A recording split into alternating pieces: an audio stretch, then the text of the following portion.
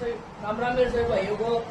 तो आज अपन एक चीज बताएंगे आपको कि जो आपकी बाइक में जो टक टक की साउंड आती है क्यों आती है। चलिए मैं आपको एक बार साउंड सुनाता हूँ, उसके बाद बता दें इसकी प्रॉब्लम क्या है और उसका सोल्यूशन क्या होगा। तो ये अपनी बाइक इसको अपनी स्टार्ट सुनिए गाइस।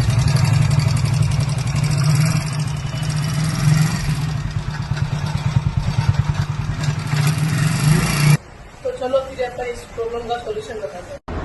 तो गाइस अपन इसकी अब प्लेट को लेंगे, इसको अपन को टॉप पे मिला लेना है। इसमें एक पॉइंट आता है, जैसे कि अभी हम मिला रहे हैं, ये अभी दिखाता हूँ। देखिए ये ऐसे यहाँ पे मिला देना है, ये मिल गई टॉप।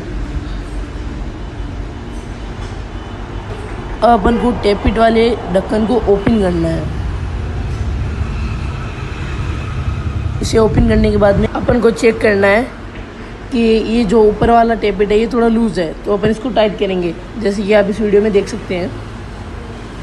अब इसको टाइट करने के बाद में अपन इसकी कैप फिर से कसेंगे।